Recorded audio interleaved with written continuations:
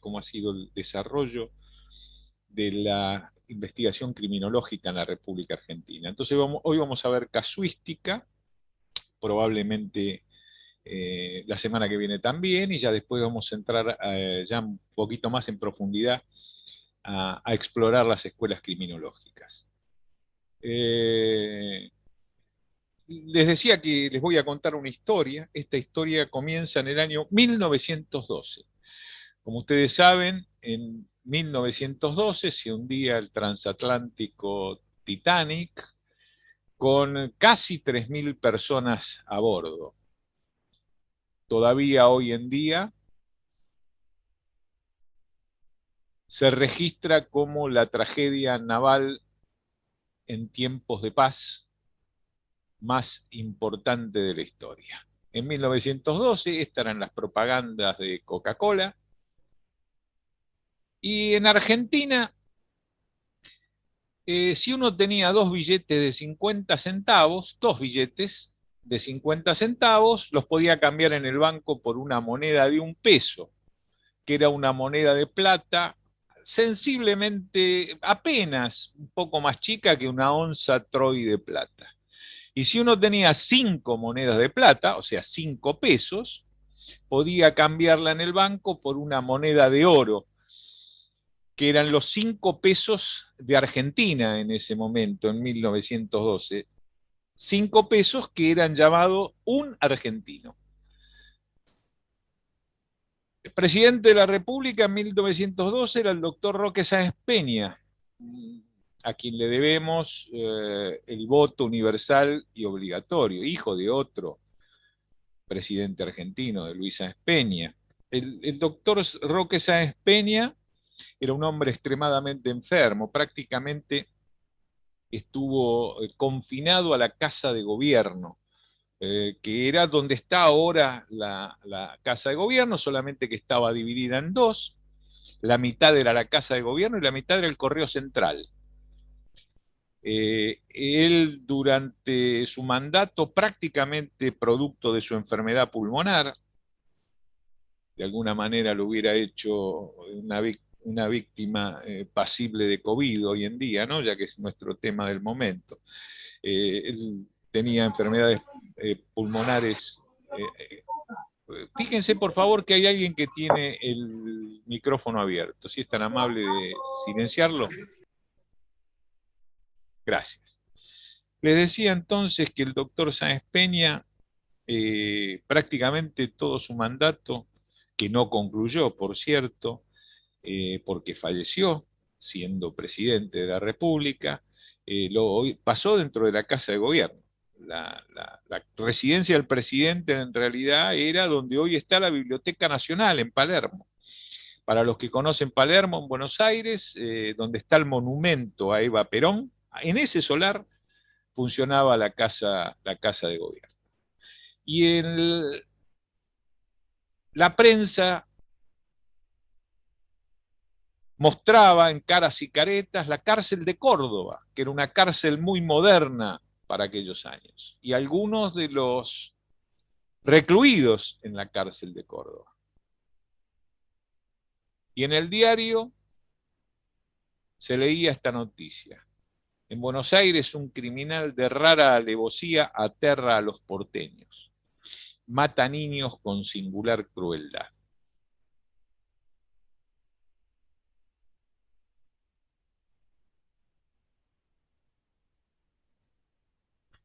Cayetano Santos Godino, se los presento a quien no lo conoce, pero realmente es un personaje tristemente célebre en la historia argentina y en la historia criminológica en particular. Godino tenía 16 años en el momento de esta fotografía, que es cuando se lo detuvo y se lo puso a disposición de la justicia. Él provenía de la típica inmigración pobre que provenía de prácticamente toda Europa, de Europa occidental y de Europa oriental, pero mayormente había polacos, rusos, rumanos, pero particularmente alemanes, por cierto, franceses, pero particularmente había dos inmigraciones que eran las más importantes, que eran de Italia y de España. De la primera de estas, de Italia, provenía la familia de Godino. Venían de Calabria. Godino había nacido en Argentina, eran 4 hermanos y era el menor de todos.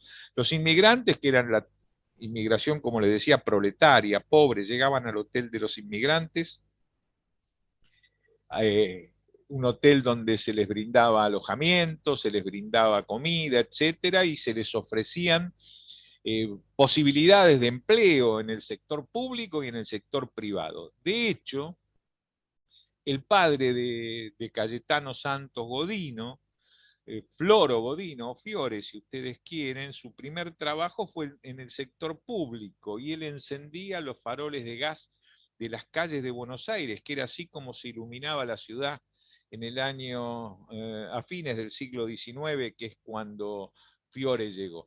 Él se casó con Lucia Rufo, la madre de Cayetano Santos. Hoy la llamaríamos una madre abandónica y a Floro lo llamaríamos un padre golpeador. Esto va a tener, si bien era una familia muy bien estructurada, lo iba a hacer entre 3 de los hijos y el matrimonio, no con Cayetano Santos, que iba a ser un menor que vivía prácticamente en la calle, que era un gran consumidor de tabaco, fumaba cigarros toscano, muchísimo, era un toxicómano prácticamente, y tomaba mucho alcohol, el alcohol más barato que él podía conseguir de las changas que hacía, ganándose algunas moneditas en la calle, ayudando a cargar cosas, etcétera. Él siempre vestía de bombacha y alpargatas. En la fotografía de que ustedes lo ven bien vestido porque esas ropas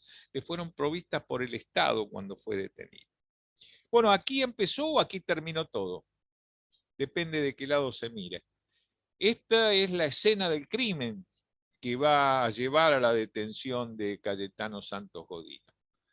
Este lugar, este terreno, en el fondo las chimeneas que ven son de un horno de ladrillo, es en Parque Patricios. Los crímenes de Godino se van a cometer en Parques Patricios y Valvanera.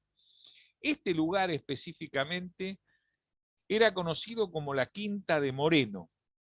La Quinta de Moreno porque era propiedad de la familia del doctor Francisco Pascasio Moreno, a quien todos nosotros más conocemos o tenemos más afinidad por llamarlo el perito Moreno, que fue el perito por la República Argentina al que le tocó dar su opinión técnica para el Tratado de Límites con Chile. Yo les recuerdo, para que lo sepan, que la tesis chilena era la divisoria de aguas y la tesis del perito Moreno era la divisoria de altas cumbres. Moreno era un gran conocedor de la cordillera y del terreno, y el hecho de que triunfara la posición de él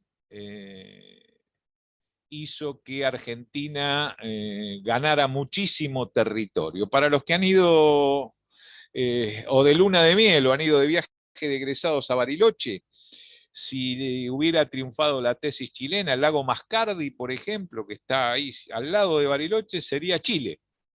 Y en realidad es República Argentina y faltan todavía muchos kilómetros para la frontera con Chile. Muy bien, en ese lugar donde estaba la quinta de la familia del doctor Moreno, doctor que les comento, en realidad fue doctorado honoris causa en la Universidad Nacional de Córdoba, ¿sí?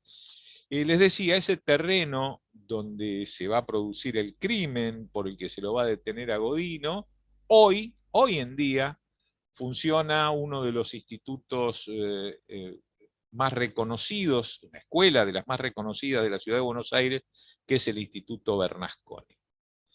Bueno, les cuento brevemente cómo es la historia. Un sastre llamado Pascual Giordano, esta es fotografía obtenida en la época, lo que tiene una cruz es la sastrería, 2 cruces en la entrada a una casa tipo conventillo y 3 cruces era un almacén, donde están las 3 cruces, era un almacén de ramos generales, propiedad de una señora llamada María Barlaro. Lo cierto es que el hijo del sastre de Pascual Giordano, estaba jugando en la vereda. Gesualdo Giordano de solamente 3 años de edad. Gesualdito jugaba en la vereda mientras el padre atendía en su sastrería. En un momento el padre sale a la calle a buscar al chiquito y no lo ve más. Estaba jugando en la vereda, no estaba. Se va a lo de María Barlaro, insisto, va de una cruz al lugar de las tres cruces. Estas fotografías son las originales que obtuvo la policía y las cruces fueron hechas por la policía. Le pregunta a María Barlaro si ha visto a Gesualdito y la señora dice, recién estaba por acá, por la vereda, no sé porque yo acabo de atender a un muchacho joven de orejas aladas, al que le vendí unos caramelos. Bueno, yo no les voy a hacer un misterio con la historia, el joven de orejas aladas era Cayetano Santos Godino que lo había seducido a Gesualdo Giordano con caramelos. Esta es la reconstrucción que se va a hacer posteriormente. Pascual Giordano, desesperado porque no encontraba a su hijito de 3 años, salió a buscarlo. Y a unas 2 cuadras de la sastrería llega a la Quinta de Moreno. Y ese señor que ustedes están viendo que ha quedado inmortalizado por estas fotografías que obtuvo en 1912 la entonces Policía de la Capital Federal, luego Policía Federal Argentina y hoy Policía de la Ciudad de Buenos Aires. Insisto, esas fotografías que han inmortalizado a ese hombre ahí caminando, justamente por donde estaba ese hombre es a donde llega Pascual Giordano. Y se encuentra con un muchacho de orejas aladas al que le pregunta, textualmente les voy a hacer el diálogo como figura en el expediente, ¿no viste a un nene chiquito que se perdió? Y ese joven, de manera muy atenta y educada, le contesta, no, señor, ¿por qué no va a la comisaría? Sí es lo que voy a hacer. Ese joven con quien hablaba era Cayetano Santos Godina.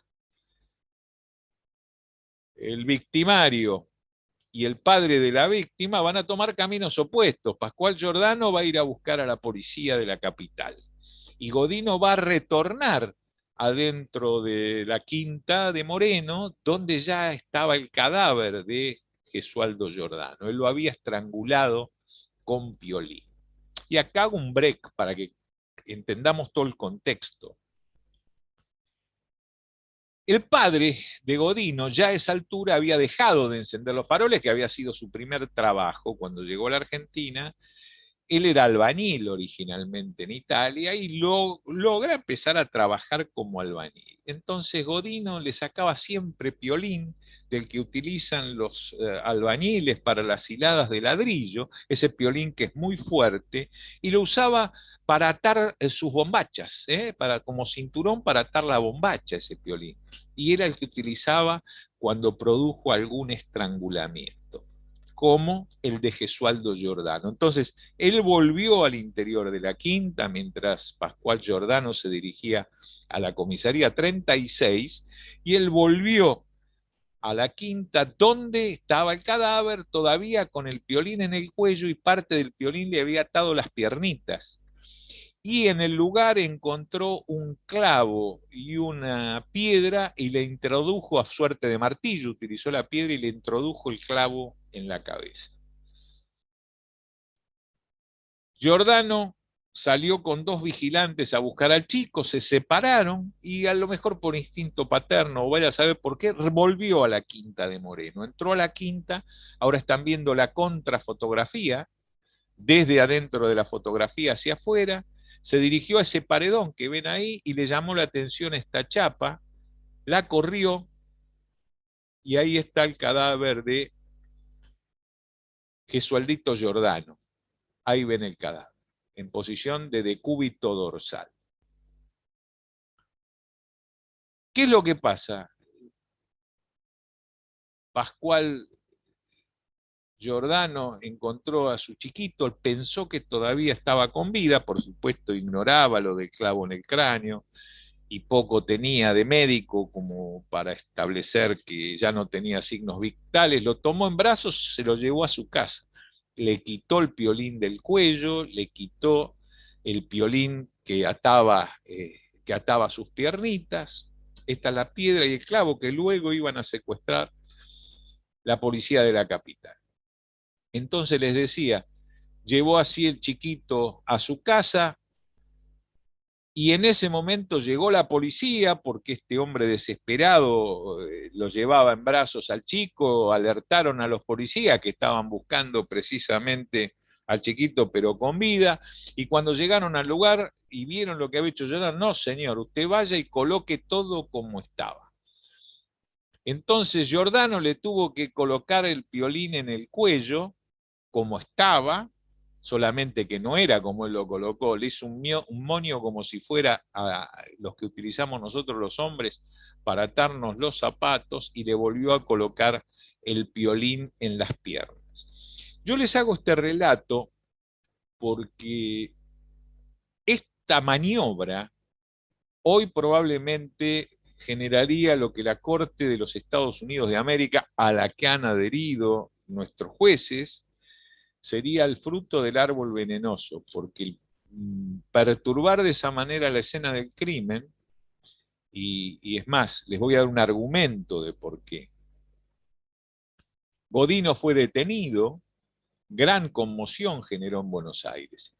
Cuando Godino es detenido, les piden que reconstruya cómo hacía el lazo él para estrangular a los chicos, e hizo este lazo, que no tiene nada que ver con el que le colocó Giordano en el cuello con el monio.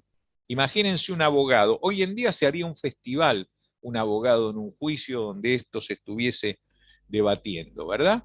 Porque encima el criminal confiesa el hecho y dice que ha utilizado el piolín de otra manera. Por lo tanto, imagínense un abogado inteligente que diría entonces el piolín que lo mató es el que dice el médico que fue, que es el que está en el cadáver, no el que colocó el criminal, ¿verdad? O el presunto criminal, sospechado de ser el criminal.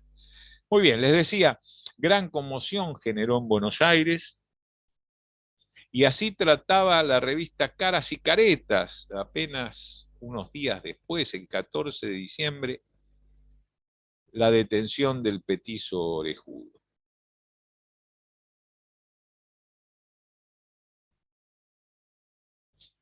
Godino en 1913 es declarado inimputable, por eso lo están viendo con ese uniforme, y es internado en el Hospicio de las Mercedes, internado en un manicomio, porque se entendió, al menos Nelson, que fue el médico psiquiatra que analizó sus conductas en aquel momento, entendió que Godino no comprendía la criminalidad de los hechos, ¿verdad? Sí tenía la capacidad de dirigir sus acciones. Discúlpeme si los ofendo con estas fotografías, pero quiero que las vean, porque estas son las fotografías que obran en la causa, porque tienden a demostrar, a ver, lo que ellos llamaban al hombre monstruoso, ¿verdad? El típico lombrosiano, el hombre con deformaciones, vean que tiene los brazos muy largos, sexo y rostro de adulto, ¿verdad? Solamente con 16 años,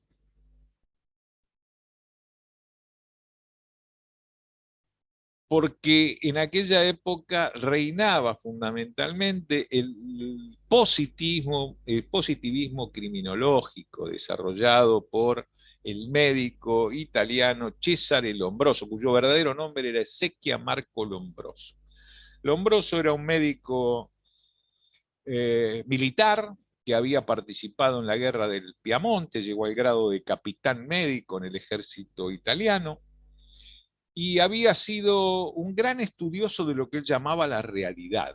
Él se dedicó a estudiar particularmente, en principio, a sus compañeros del ejército, y él empezó a ver que los individuos que estaban tatuados o los que tenían determinadas malformaciones eran personas que estaban de alguna manera compelidas al crimen. De ahí elabora toda su teoría positivista. Por eso Lombroso decía, me baso en la realidad, dice, soy esclavo de los hechos, decía Lombroso, a quien vamos a estudiar en esta diplomatura, vamos a estudiar luego en particular. Entonces, eh, un segundito, que voy a achicar. Entonces, en el hospicio de las Mercedes, a Godino perdón, termino lo de las fotos. Estas fotos venían a hacer la comprobación de la teoría lombrosiana. Cuando uno analiza eh, la teoría lombrosiana o la estudia, hay una creencia de que los mayores cultores de la teoría lombrosiana, porque Lombroso y el italiano estaban en Italia, y esto no es así. Los mayores cultores de la teoría lombrosiana eran médicos argentinos, como por ejemplo el doctor Ramos Mejía, como por ejemplo el doctor José Ingenieros, que por aquellos tiempos era el doctor Ingenieros, era el director del Servicio Penitenciario Federal, que iba a tener mucho que ver en la vida de Godino, como ahora van a ver. Bueno, aprendió a leer y escribir porque él era analfabeto, aprendió geometría, o sea, matemáticas y aritmética. Los hechos que se le imputan a Godino.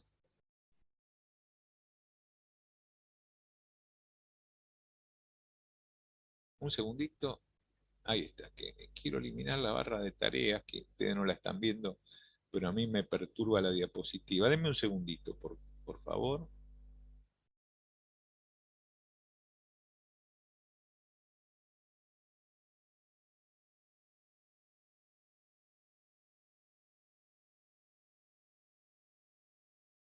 Ahora sí. Ocultar barra de tareas. Listo. Muy bien. Las víctimas. Miguel de Paoli.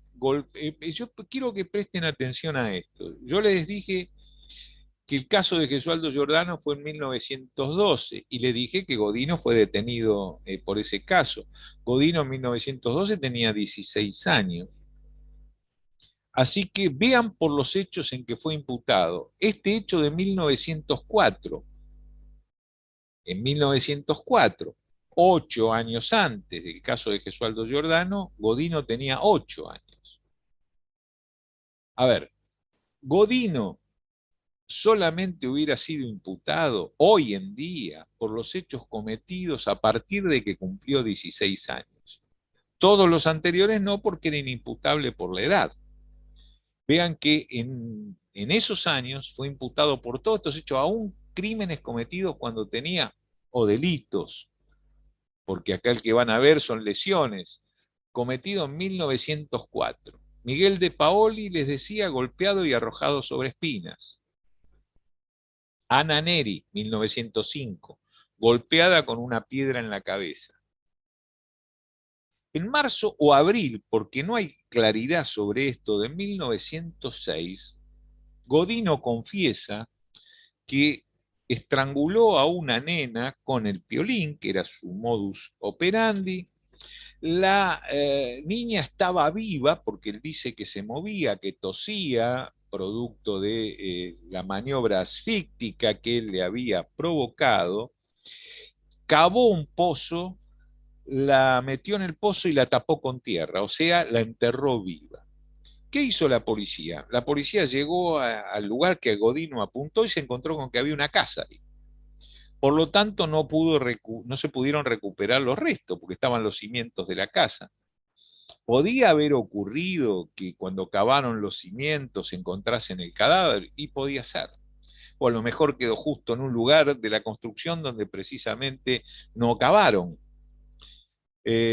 No hay respuesta para esto, pero en esos años no iban a tirar la casa abajo, ¿verdad? Hoy tal vez lo harían.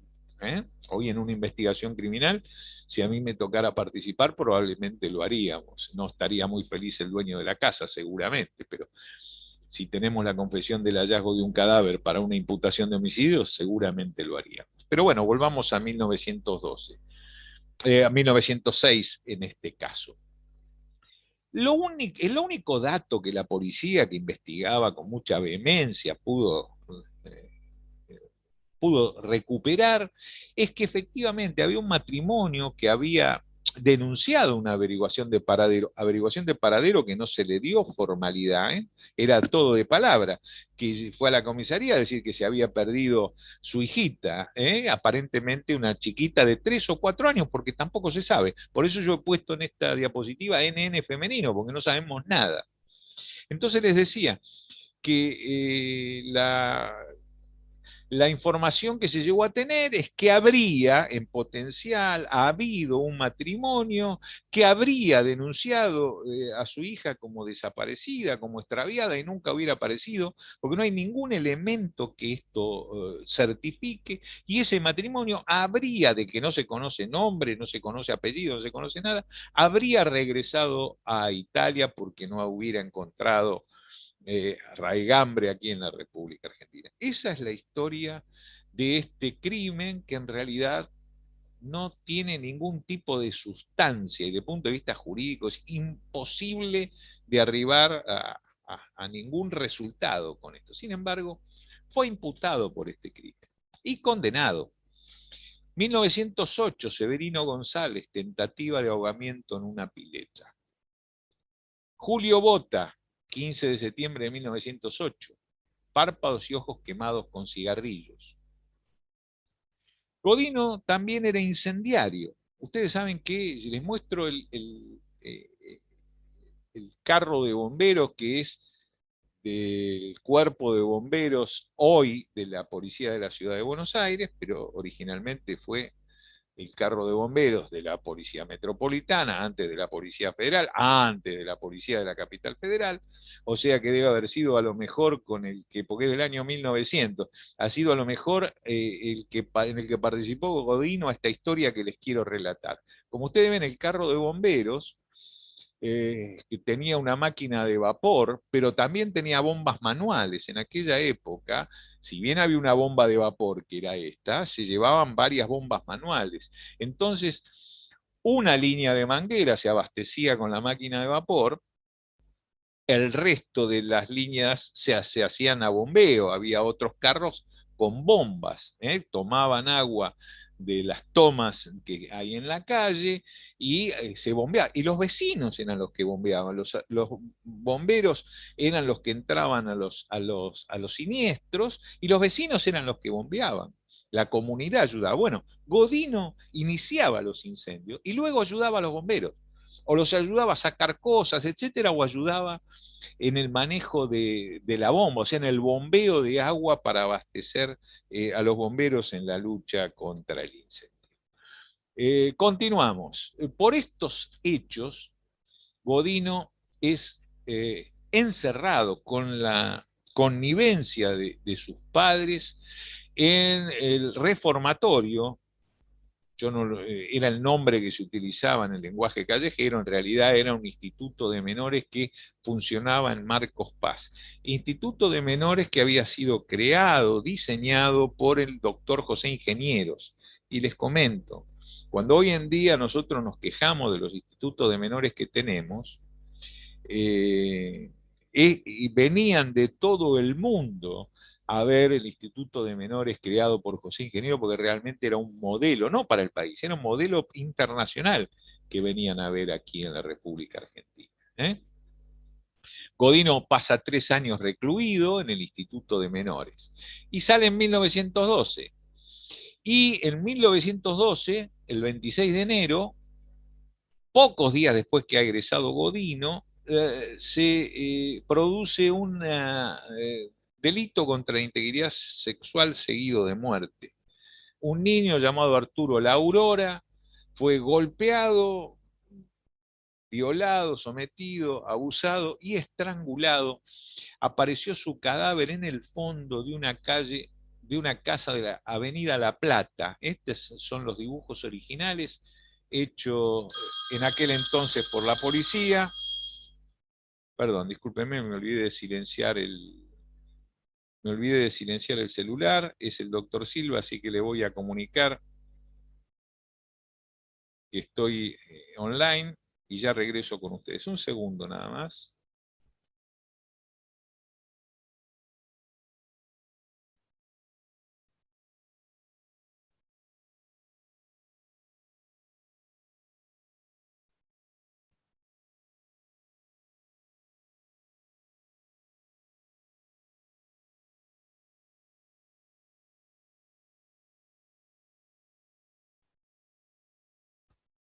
Les digo con quién es, que es el doctor Silva, porque sé que muchos de ustedes lo conocen, además va a dictar una diplomatura también. Él es médico psiquiatra y con quien hemos escrito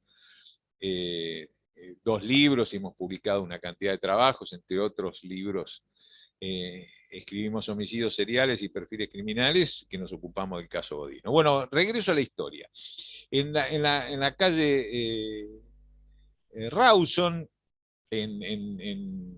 y Avenida La Plata, discúlpenme, la calle Pavón y Avenida La Plata, está la casa, y aquí donde ustedes ven es el dibujo que ha hecho la policía. Aquí es donde apareció el cadáver, en los fondos de la casa, las casas esas tipo chorizo, que eran habituales en la ciudad de Buenos Aires, en el país todo, ¿verdad? Que era la típica construcción argentina de la vivienda de 1900 hasta 1940, más o menos. Pero les voy a dar un dato, la casa estaba totalmente vacía, estaba deshabitada, porque estaba en alquiler desde hace muchos meses.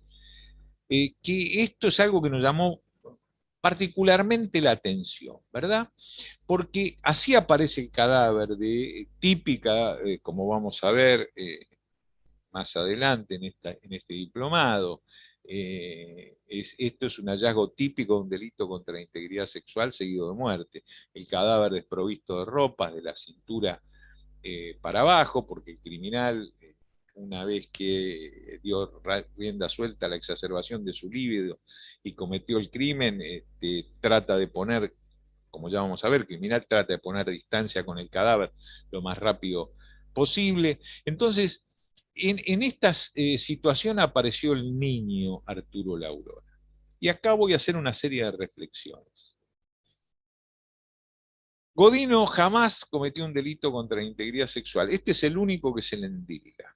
De hecho, él era gay, era homosexual pasivo, lo que quedó evidenciado en el tiempo que permaneció eh, detenido, en primer término en la Penitenciaría Nacional y luego en la cárcel de Ushuaia, en la que iba a permanecer hasta el fin de sus días. Luego, hay otro dato que es por demás interesante, que es, yo les dije que en el modus operandi de Godino, que al que se reconoce como un criminal serial, como un criminal de comportamiento sistemático, este tipo de criminales difícilmente se aparta de su modus operandi. Y en este caso particular, el chiquito estaba atado con esta soga, no estaba atado con el piolín típico con el que él había atado o estrangulado a los otros chicos, ¿verdad? Es una soga que había en el lugar.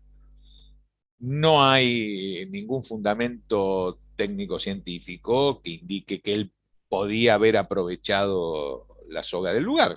Bien, pero yo marco las diferencias. Pero lo fundamental es esto.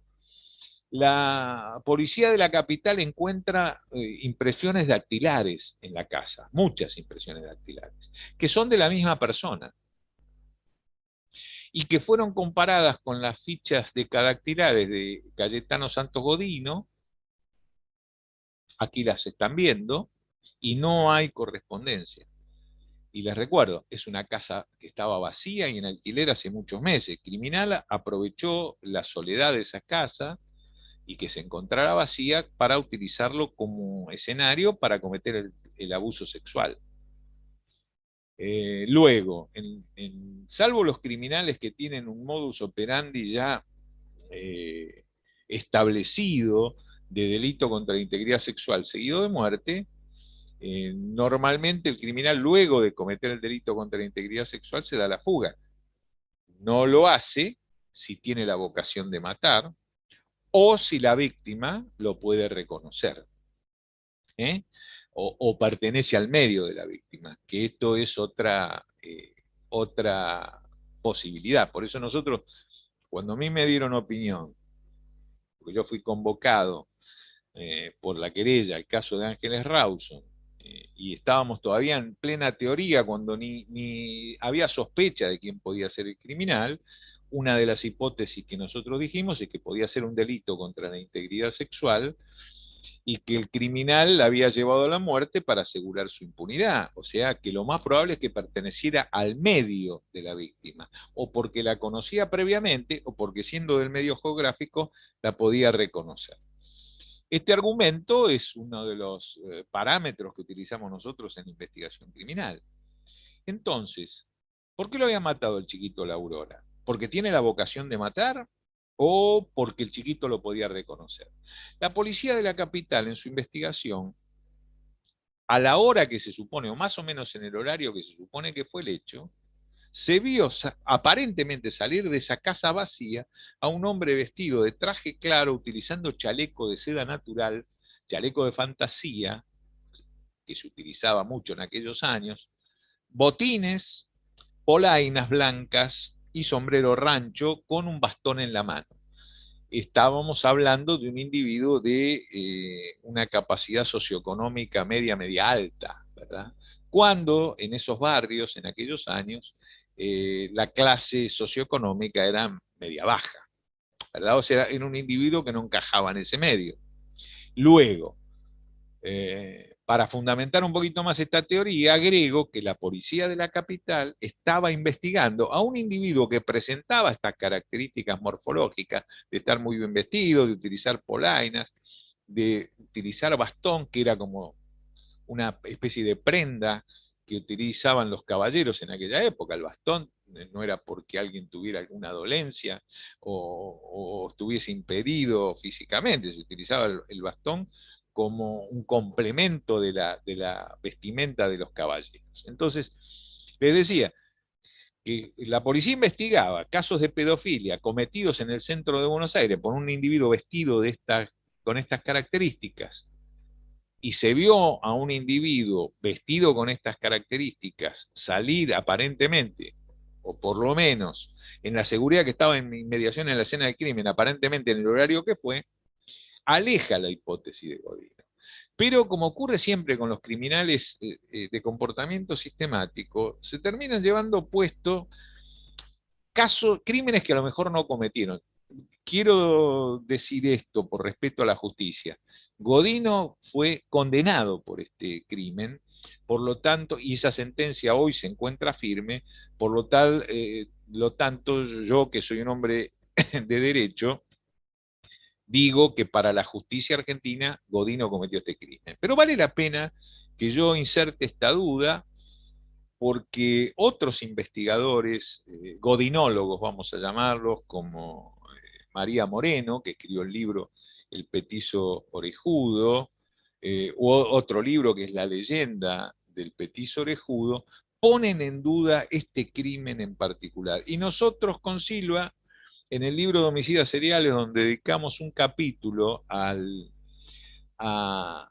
Cayetano Santos Godino, el petiso orejudo, abrimos por lo menos que el debate sobre este hecho. Otro que duda de que haya cometido este hecho es el doctor Carlos Elbert, quien fuera eh, juez de la Cámara Criminal y Correccional de aquí, de la ciudad de Buenos Aires, y que él también tiene sus dudas, dedicándole un capítulo a Godino, tiene sus dudas de que él hubiese cometido este crimen, ¿verdad? Las Palmares de Godino, en el Hospicio de las Mercedes. 7 de marzo de 1912, Reina Bonita Vainikov. Godino incendió su vestido. La niña murió 16 días después. Y el 8 de noviembre de 1912, Roberto Carmelo Russo y su hermano José se encontraban jugando. El hermano José era mayor. Godino lo seduce a Roberto con unos caramelos y se lo lleva y le deja caramelos al hermano. Pero el hermano de repente se asusta porque no estaba el chiquito y le pide ayuda a un policía. Nosotros conocemos en nuestra investigación detalle fino de la historia, porque en el Museo Cultural del Tango encontramos al hijo de Roberto Carmelo Russo, que es el que están viendo ustedes conmigo en esa fotografía, que nos contó detalles que no, no están en la historia oficial, por llamarlo de alguna manera, ¿verdad? Por este hecho, Godino es detenido y se obtuvieron estas fotografías y estas impresiones dactilares pero el juez ordenó ponerlo inmediatamente en libertad, porque él lo había querido estrangular, ¿no? Pero en definitiva era la palabra de él porque lo negaba y la del vigilante que lo había detenido. En realidad, en este caso, apenas le había colocado el piolín y el vigilante se lo hizo sacar. No tenía signos ni lesiones propias del estrangulamiento. Por eso el juez lo hizo poner en libertad. 16 de noviembre de 1912, Carmen Guitoni fue golpeada, un vigilante detuvo a Godino. 20 de noviembre de 1912, Catalina Neulener, golpeada también, el dueño de la casa detuvo a Godino. O sea, veamos algo de Godino que es interesante, ya que vamos a hacer un análisis que quiero que participen ustedes. Vean que es una cuestión curiosa esta de Godino, porque él se coloca en cierto estado de vulnerabilidad. Eh, Él mismo no asegura el ocultamiento que podría haber logrado en esos años. Imagínense que donde él comete los hechos, Valvanera, Parque Patricio, era zona prácticamente semi-rural, por no decir rural. No era el conglomerado urbano que es ahora en esos barrios de Buenos Aires, ¿verdad? Y él tenía la posibilidad de ocultarse o alejarse más, claro que sí. Sin embargo, es como que él tenía la compulsión de que en cuanto se encontraba solo con el chico, ahí daba rienda suelta a lo que Nerio Roja llamaba su estado de perversión, ¿no? A ver, un segundito que tengo a alguien en el chat. Bueno, y el 3 de diciembre de 1912, Gesualdo Giordano, crimen por el cual fue detenido, ¿verdad? Otro de los casos fue de lesiones, o sea, Godino disfrutaba torturando animales. Aquí un informe de la policía de la capital, donde se indica que había apuñalado a una yegua, pero tenemos otros dos hechos interesantes de narrar. Godino mata encuentra un nido con pichones, mata a los pichones y los tenía en una caja muertos debajo de la cama. Cuando el padre encontró los pichones le dio una tremenda paliza. El padre lo golpeaba muchísimo. Circunstancia que tuvieron muy en cuenta los psiquiatras, ¿verdad? El padre era víctima, el victimario muchas veces víctima de dos flagelos de la época. Era alcohólico el padre, Cayetano también lo era, y tenía sífilis, que como ustedes saben era una enfermedad mortal inexorable en aquellos años porque estamos hablando de la era preantibiótica. La sífilis conducía a la muerte. De hecho, Albert Victor Edward, duque de Clarence, pocos años antes, el heredero del trono de Inglaterra, el sobrino nieto de la reina Victoria, murió contagiado con sífilis, por haber tenido relaciones con prostitutas, ¿verdad? Por aquellos años se calculaba que un tercio de las Fuerzas Armadas del mundo se encontraban contagiadas con sífilis porque era lo que tenía mayor propensión a mantener relaciones con personas que tuviesen la posibilidad de transmitir enfermedades venéreas. Eh, Insisto, recién la penicilina va a aparecer en 1930, se va a descubrir en 1930 y ahí se van a combatir este tipo de infecciones. Entonces, y las características de la sífilis es perturbaciones de orden psíquico en determinado estadio de la enfermedad. Entonces, tenemos al padre Godino con perturbaciones producto de su enfermedad, de su patología, de la enfermedad venérea que portaba y también del alcoholismo. Bueno, cuando le encontró los pajaritos, eso lo sometió a una paliza fenomenal, de muchas que le había dado. Godino también era víctima de bullying. El resto de los chicos que iban a la escuela, insisto, era clase media, media baja, pero era la típica típico ciudadano ya naturalizado argentino, los padres, ellos argentinos, que habitaba la ciudad de Buenos Aires por aquellos años, que iban a las escuelas públicas, etcétera. Pero él no iba a la escuela, entonces le hacían bullying y le pegaban y lo golpeaban los otros chicos. Y luego abrimos un paréntesis. ¿Habrá sido víctima de algún abuso por parte de otros adolescentes? Es uno de los planteamientos que se hacen algunos investigadores. Entonces, otro caso registrado también de crueldad con animales, un inspector de la Policía Federal, de la Comisaría 36, 34, perdón, en este caso, de la Comisaría 34, de apellido Torres, igual que yo, pero con ese final, mi apellido es Torres sin ese, lo vio en una laguna que había ahí en Parque Patricios, donde él había capturado una cantidad de patitos, de pichones de pato, eh, 6 o 7 tenía y los metió entre una bolsa. Estaba la pata desesperada, los gritos ahí, y él sacaba de a uno los patitos, se los mostraba a la pata y le arrancaba la cabeza que tiraba para un lugar y el cuerpito para otro. O sea, excesiva crueldad con animales que se pone de manifiesto en lo que se llama el trastorno disocial de la personalidad. Trastorno disocial es, por ejemplo, hasta los 16 años. Un adolescente tiene trastorno disocial. Distinto de más de 16 años, más de 15, 16, 17 años, a lo que se le llama trastorno antisocial.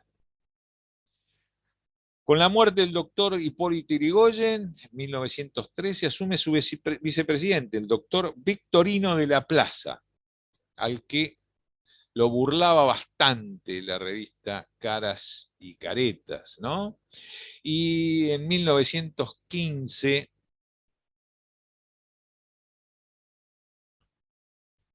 Godino va a ser condenado. Previo al hecho de Godino, vamos a hablar de otro caso que va a ocurrir en 1914. Pero antes de comenzar con el caso de 1914, vamos a hacer un break para descansar. Así ustedes descansan de mi monólogo. Y yo les pregunto les pregunto a ustedes si alguien quiere hacer alguna pregunta. Si no, hacemos un recreo de 10 minutos. ¿Alguna pregunta?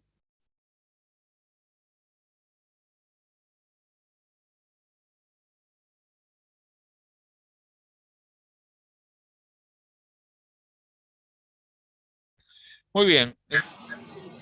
Adelante, adelante. Sí, ¿qué tal, profe? ¿Cómo le va? Buenas noches. La particularidad que tenía, bueno, ya en algún taller ya había hecho un curso sobre Santo Godino y era así como usted decía, que era lo caracterizaba a él, era la perversión, pero no me quedó muy bien claro, digamos, así como usted hace rato bien lo decía, si era porque él haya tenido algún abuso anteriormente o hay alguna situación que lo haya despertado, digamos, a él para que empiece a cometer eso, porque es muy particular, como usted recién lo puso en la historia, a partir de 1906 creo que él empezó todo o a partir de los 8 años, él empezó todo a cometer, digamos, cosas o a empezar a incursionar, digamos, en metodología que era bastante ¿cómo lo puedo decir? Bastante fea, en particular, digamos, en esa época. Usted, en su estudio, digamos, que hizo, ¿usted cree que él pudo haber sido abusado o alguna situación en particular? Mira, yo no quiero afirmar nada que no tenga demostrado, ¿no? Pero yo creo que es algo para tener en cuenta. Primero, el hecho de que él haya tenido una preferencia sexual distinta puede tener que ver con el abuso, puede no tener que ver, todo es muy relativo, Ricardo.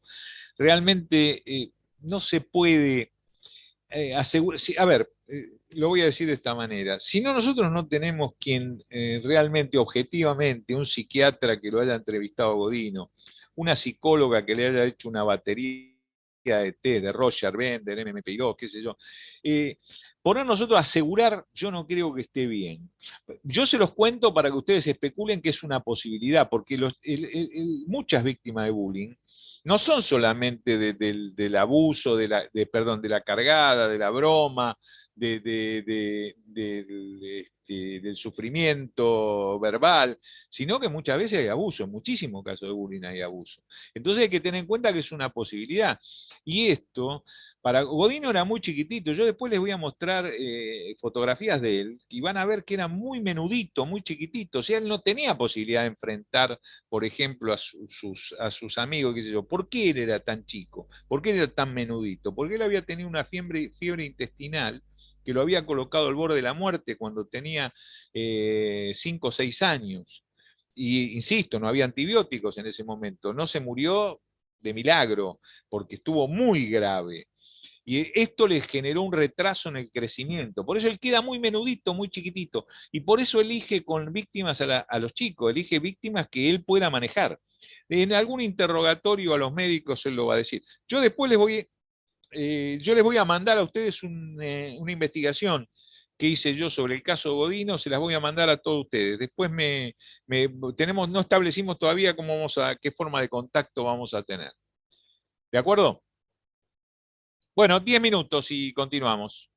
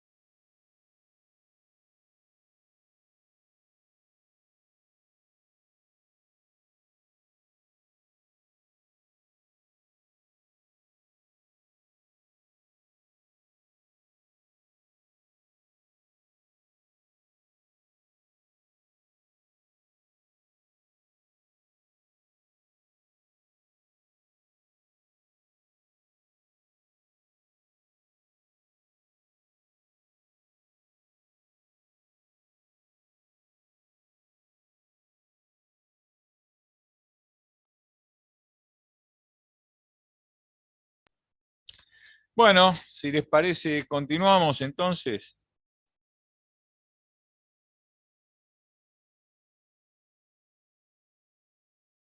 Un minuto para que se reintegren.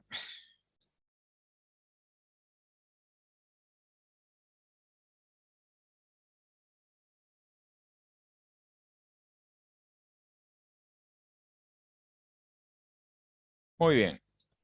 Entonces, continuamos. 1914, y luego, por cierto, a ver, denme un segundo, por favor, un segundo.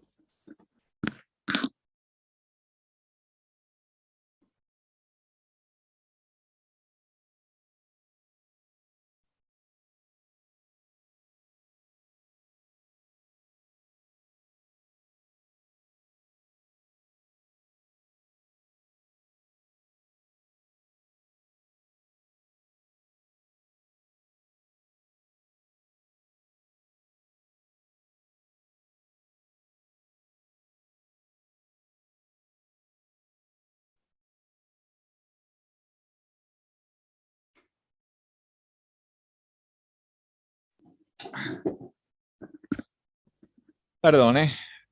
En 1914, les decía que luego retomamos Godino a partir de 1915, pero preparé esto con cierto orden cronológico, entonces no quiero dejar ese orden cronológico porque no me parece ordenado, sino, ¿no? Eh, Vean la noticia que aparece en el diario: muerte de don Carlos Livingston. Livingston, Frank Carlos Livingston, era un terrateniente, dueño de muchos campos, que había heredado de una familia de origen británico, de la que él había sido único heredero, porque era hijo único. Fallecieron sus tíos, fallecieron sus padres y él había heredado una verdadera fortuna, lo que lo llevaba a estar entre los hombres más acaudalados de Buenos Aires. ¿Cómo invertía Livingstone? Vivía de rentas. El dinero que producían sus campos, sus cosechas, estamos hablando fines del siglo XIX, principio del siglo XX, había mucho contrato de venta de hacienda a Europa, se vendía la carne argentina en Europa, además se llevaban en barcos muchas veces el ganado en pie, ¿no es cierto?, para venderlo allá, ganado criado, engordado aquí en la República Argentina. Entonces, Livingston invertía en propiedades, compraba casas y las alquilaba. Esto le producía un ingreso de rentas bastante importante. Era un hombre realmente de muy buena capacidad económica, era un hombre de lo que podríamos llamar de la sociedad porteña, relacionado con militares, con políticos, etcétera, en aquella época, y tenía dos pasiones muy interesantes. Le gustaba mucho jugar, el juego, e iba a casinos garitos, casinos clandestinos, etcétera, y lo otro que le gustaba era las mujeres. Tenía varias amantes. Esta vida licenciosa de Livingston, que no trabajaba, no trabajaba en el sentido que conocemos nosotros, de asistir a cumplir un horario en una fábrica, en un empleo, en una oficina. No, él estaba todo el día, de alguna manera, administrando, si se lo puede llamar, todas esas propiedades, toda esa masa de bienes que tenía. Entonces, eh, inclusive en una de las casas que tenía en Villa Urquiza, él, en lugar de alquilarla, ahí tenía viviendo una de sus amantes. El problema era que la esposa de Livingston estaba enterada de esta, de esta vida que, insisto, licenciosa de Livingston, lo que hacía que la mujer estuviera permanentemente avergonzada por todo el medio social, ya que estas correrías de Livingston eran públicas y notorias, para toda la sociedad de la época. Saliendo de la casa de su amante en Villa Urquiza, precisamente, fue víctima de una tentativa de robo, o lo que se pensó que era una tentativa de robo. 4 individuos lo acometieron, pero Livingston, como les dije en el caso de la muerte del chiquito La Aurora, como todo caballero de aquella época, utilizaba bastón y la emprendió a bastonazos contra esos individuos que intentaron robar. La historia continúa con la muerte de Livingstone. Livingstone una noche, volviendo o bien de alguna sala de juego, o bien de visitar a alguna dama, regresa a su casa y es acometido por unos individuos que aparentemente lo quisieron robar y lo terminan matando. O sea, primera situación, esta era la casa original de Livingstone, este es el plano en catastro en la ciudad de Buenos Aires que yo conseguí, pero les muestro dónde estaba la casa, es Gallo y Santa Fe, en este solar de la calle Gallo, donde hoy está este edificio, la casa no está más. Yo le pedí a uno de los chicos, de los dibujantes nuestros, que me hiciera el plano de la casa de Livingstone para explicarles a ustedes cómo fue el crimen. Donde yo estoy señalando, o sea, se ingresa por aquí, 1680, esta era una entrada de servicios, ya que Livingstone tenía ama de llave y chofer, etcétera, que el ama de llaves y un personal doméstico vivían dentro de la casa y ellos ingresaban por el 1678. Por 1680 ingresaba él y aquí encuentra la muerte. O sea, algo raro pasó para el juez de la causa que estuvo esa noche en el lugar. De hecho, se produce a la 1:30 de la mañana, más o menos. Livingstone vuelve, insisto, de sus correrías, o de jugar, o de visitar a alguna dama, y aparentemente lo quieren robar. Les voy a aclarar que él había denunciado el hecho de Villurquiza en la comisaría 39, que quedó sumariado el caso como tentativa de robo. Esta noche sufre otro robo y este robo lo lleva a la muerte. El juez de la causa empezó a sospechar. ¿Cómo? Dos tentativas de robo, y este termina con la muerte. Lo curioso aquí fue que en el escenario, ahí tienen la foto del cadáver de Livingstone, aparece al lado del cadáver este instrumento que acá se va a ver con mayor detalle una vez retirado el cadáver. Esta es la escena del crimen. Aquí, en esta sala, es donde aparece muerto Livingstone, con este instrumento que se los voy a mostrar ahora en más detalle. Vean lo que es. Son dos cuchillos que han sido atados con cueros y alambres a un palo. O sea, se hizo una pequeña lanza zulú con este instrumento. Yo no a mí no me gusta hacer misterio cuando hago el relato, qué es lo que ocurrió en realidad. Los mismos que lo habían acometido en Villurquiza un mes antes, fueron los que ahora lo vinieron a matar. Pero como aquella vez lo sacó a bastonazos, fabricaron un arma como para poder enfrentar esos bastonazos esta vez.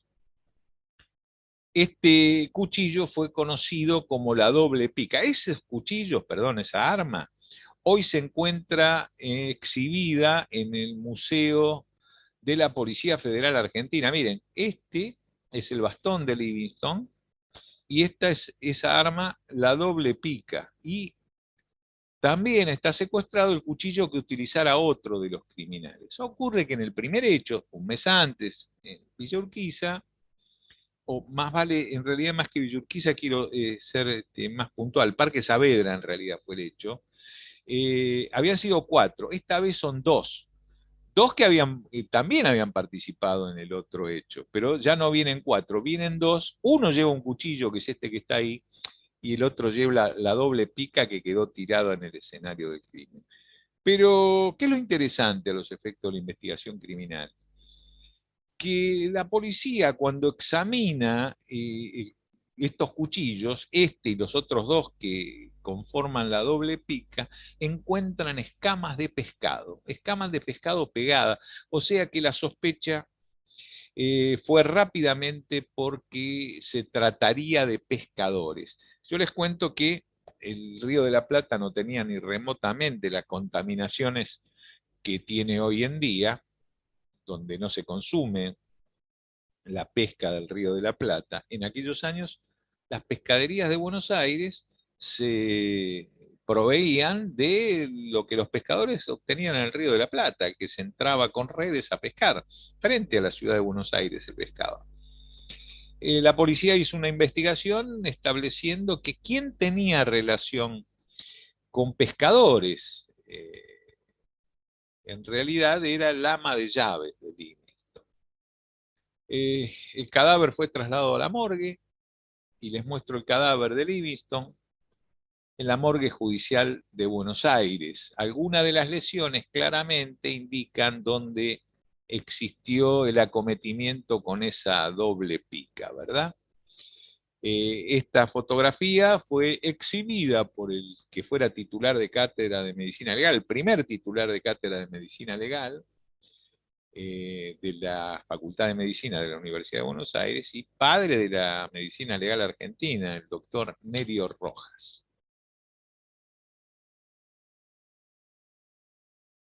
Bueno, bien, falleció el 20 de julio Livingston, su esposa Carmen Guillot de Livingston.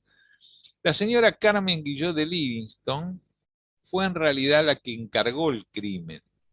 ¿A través de quién lo hizo? Como les decía, la que tenía vinculación con pescadores era su ama de llaves, la señora Catalina González de Carelo, ¿verdad? ¿Y a quiénes contrató? A unos amigos de ella, Salvador Viterale, Rafael Póstramo, que habían participado del primero de los hechos, esa tentativa de homicidio. Ahora sabemos que no fue tentativa de robo, fue tentativa de homicidio en Parque Saavedra, ¿verdad?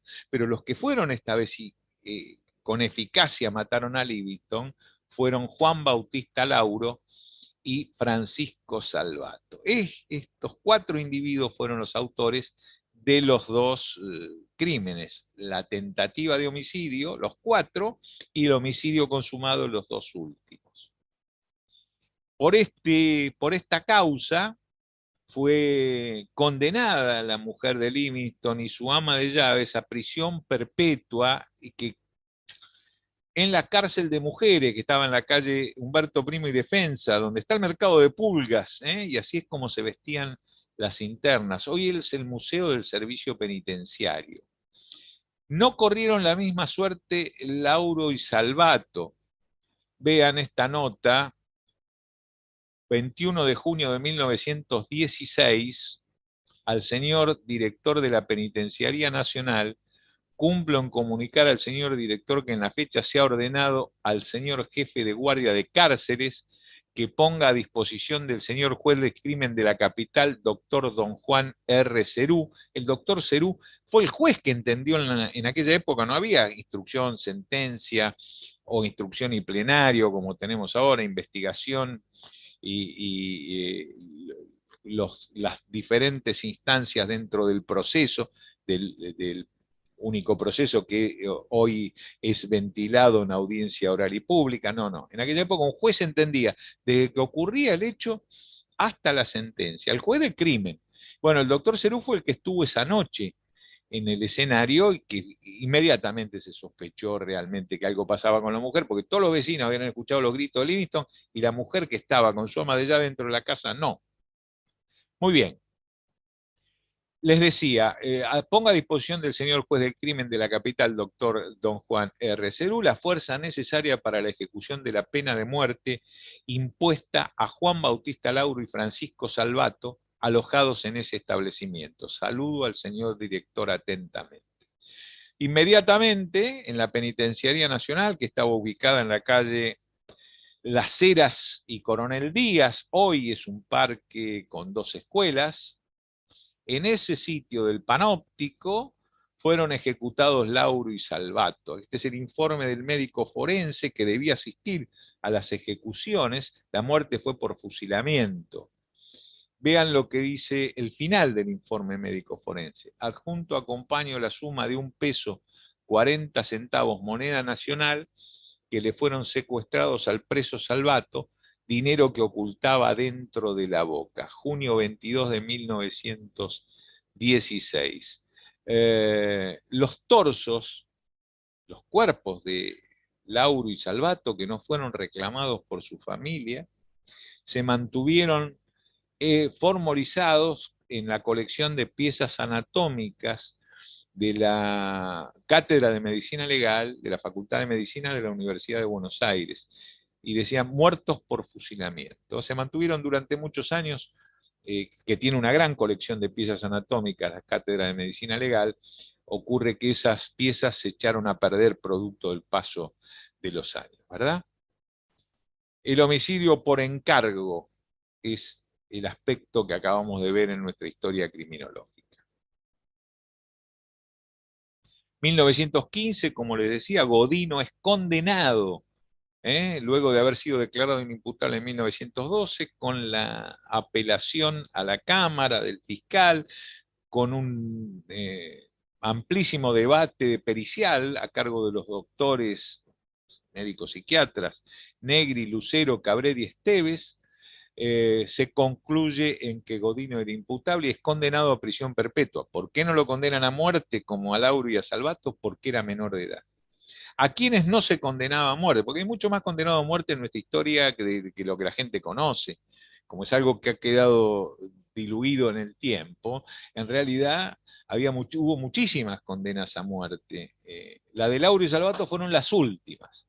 Ya no hubo más condenados a muertes en la República Argentina por causas penales. Sí hubo fusilamientos por cuestiones políticas, pero eso excede el marco jurídico. ¿eh? Dentro del marco jurídico, los últimos condenados a muerte fueron Lauro y Salvato. ¿sí? E insisto, no se condenaba a muerte a Godino porque era menor, ni tampoco se condenaba a muerte a mujeres. Por eso no fueron condenadas ni la mujer de Livingston, la FINUR de Livingston, ni González de Carelo. Pese a que, como ustedes saben, en el artículo 80 del Código Penal, el crimen por encargo castiga igualmente a quien paga el crimen con que por precio o promesa remuneratoria, a quien paga como a quien recibe la promesa remuneratoria, lo que se llama autor intelectual o autor material, otros lo llaman autor mediato y autor directo, etcétera. Existe un binomio inseparable, que encarga el homicidio y el que comete el homicidio. En realidad todos llevan la misma pena. Sin embargo, acá, insisto, a las mujeres no se las condenaba a muerte, a los menores tampoco, sí a los hombres. Esa fue la suerte que corrieron Lauro y Salvato. Godino queda internado entonces en la Penitenciaría Nacional, en el mismo lugar donde lo fusilaron a Lauro y a Salvato, que tenía este aspecto en aquellos años. Pero, ¿qué ocurrió? Hay, todo el mundo, la prensa particularmente, que era prensa escrita en aquella época, no había prensa radial, no había prensa televisiva, ni mucho, ni cinematográfica, ni mucho menos, no se habían inventado todos esos aparatos. Y alguno que se había inventado no estaba al acceso del público en general. La prensa era escrita, entonces la prensa cada tanto, que era la prensa propiamente dicha, el diario La Prensa o el diario Crítica, que se ocupaba mucho de- de casos policiales. eh, eh, Cada tanto sacaban una nota de Godino. Godino en la cárcel, Godino esto, Godino lo otro, y esto motivó que la sociedad porteña de alguna manera rechazara que Godino estuviera en la penitenciaría en la calle Las Heras, porque es más o menos una cosa así, como que la gente tenía miedo que Godino se escapara a la noche y le fuera a estrangular al chiquito que estaba en su dormitorio, ¿verdad? Entonces, producto de las presiones sociales, en 1923, Godino es enviado a la cárcel de Ushuaia, la llamada cárcel del fin del mundo. Ahí estamos llegando por agua, esa que ven atrás es la cárcel, que es esta, y hay un pabellón histórico donde la libreta de sanciones del guardiacárcel Varela se ve el preso 90, Godino Santos Cayetano, alias el Petiso Oreja o Petiso Orejudo. Y, insisto, en un pabellón que no está a la vista, a mí me acompañó la gente de la Policía de Tierra del Fuego, está la celda número 90, que fue donde permaneció durante toda su estancia Cayetano Santos Godino, que es una especie de cuestión, ven, ahí lo tienen, el preso 90, porque es una especie de atracción turística.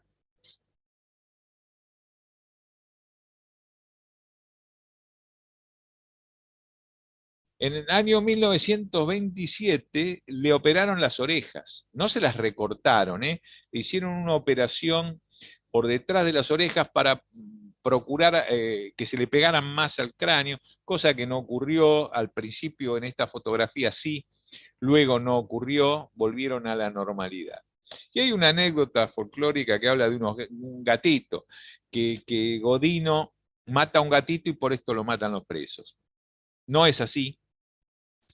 Godino, los presos estaban en 1933, 11 años antes de la muerte de Godino, los presos estaban preparando un puchero en el pabellón, en la ranchada, y cuando se descuidaron, Godino, que estranguló al gatito, echó el gatito muerto dentro del puchero. Ustedes, yo quiero, por eso yo digo, el estado de vulnerabilidad en que se colocaba Godino él mismo. ¿Ustedes tienen idea quiénes estaban recluidos en la cárcel de Ushuaia? Eran los individuos más peligrosos que podrían existir en el medio social. Por los crímenes más aberrantes eran mandados a Ushuaia.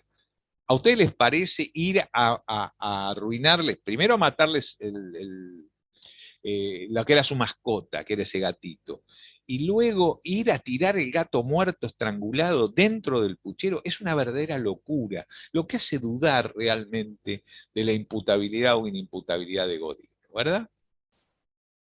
Bueno, y yo quiero que ahora compartir con ustedes un video hecho por los estudiantes de cinematografía de la Universidad Nacional de Buenos Aires sobre Cayetano Santos Godino.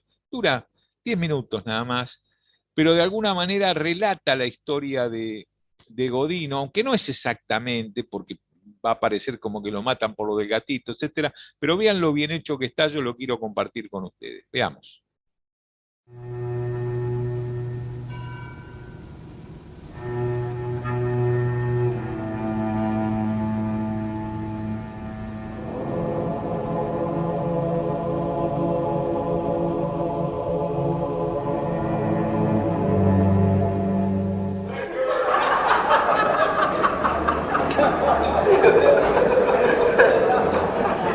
Morales, parece que el Laucha no va a lastrar el mono, así que dáselo al Puma. No, jefe, está bueno. Laucha.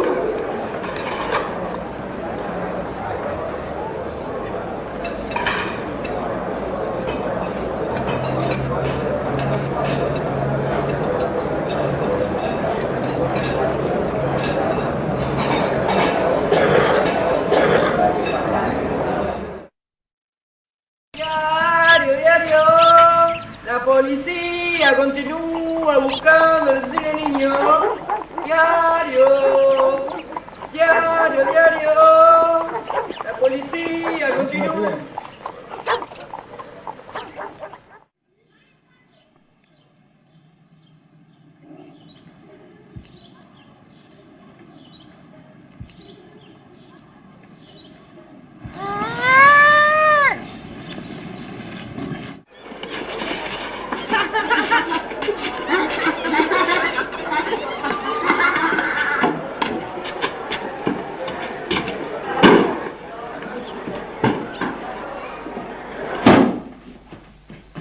Guarda tuo figlio, sempre dando disgusto, ha colpito tuo bambino nella strada. Io non dico nada. E la colpa è tua, Lucia, tu hai fatto di questo ragazzo. Una bestia, hai capito? Una bestia! Ma state zitto, ma scarsone! State zitto che ti ammazzo! Hai capito? Ne sono stanco di te, io ti ammazzo, hai capito? Vieni qua! Io ti ammazzo, ma vedete?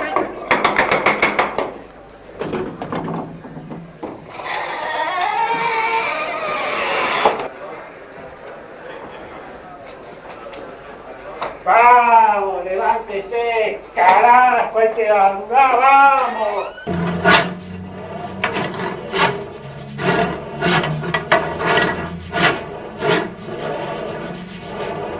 Umita, umita. Venga para acá, venga para acá.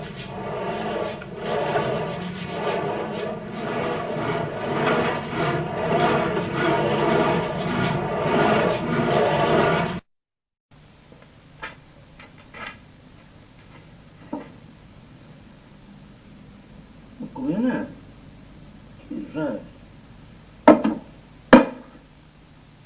Pumita, Pumita, ¿dónde estás?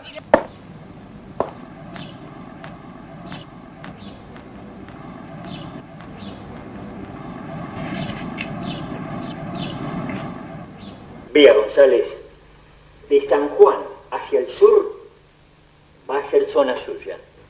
Vamos a reforzar las rondas porque al asesino hay que atraparlo. Y lo quiero hoy, acá. Vaya, González. Allá está, jefe.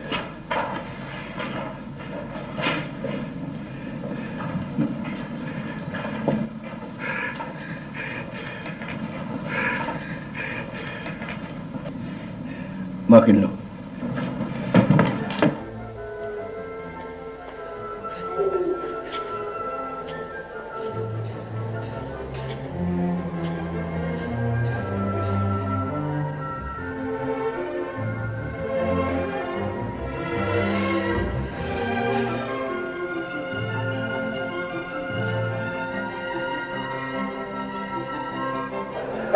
Agente, tiene que ayudarme, por favor. Mi hijo, agente. Dígame, cálmese. Hace horas que lo busco, no lo puedo encontrar, agente. Por favor, acompáñeme a buscarlo.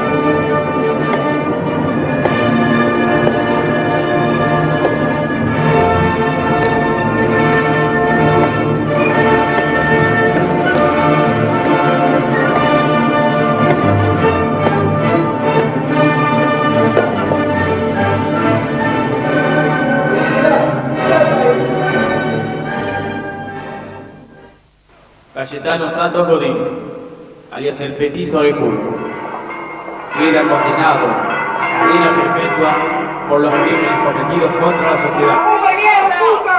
¡La bolsa que te parió!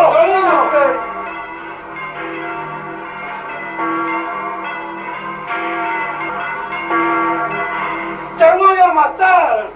¡Te voy a matar!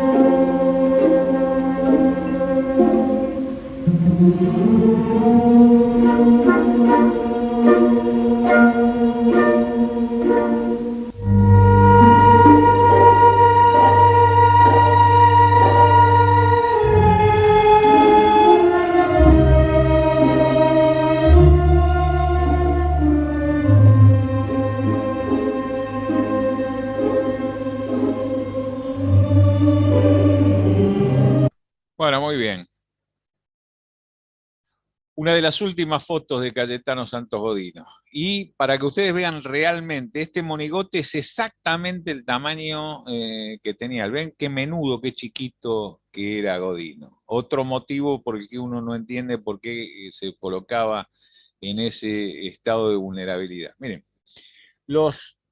ya lo vamos a ver, la escuela neoclásica de la criminología, ¿no? Pero los criminólogos neoclásicos americanos dicen que para que exista un delito tienen que concurrir tres circunstancias. Tiene que existir un bien, tiene que existir un delincuente motivado y tiene que haber ausencia de seguridad. Entonces, si se dan estos tres elementos, se va a producir el delito. La ausencia de seguridad no la entiendan como el hecho de que no haya un policía o no pase un patrullero. La ausencia de seguridad se da por la nocturnidad, por la oscuridad, la noche, y indica ausencia de seguridad, etcétera. Bueno, estos eran los elementos de la vida de Godino. Él no planificaba los hechos. Godino se manejaba en un ambiente o en un ámbito de bajo nivel de seguridad, era zona semirural, despoblada, etcétera. El bien eran los niños y él el delincuente que se motivaba al ver un niño. Pero no aseguraba la impunidad. Por esto fue descubierto en tantos hechos. Vean, un vigilante detuvo a Godino, en otro lo detuvo un vigilante, en otro lo paró un vecino, etcétera, etcétera. De hecho, hasta los casos en que hubo muerte de los chiquitos lo lograron identificar, ¿no es cierto? Serialidad criminal en la República Argentina. Este es el capítulo que concluye con la muerte de Cayetano Santos Godino.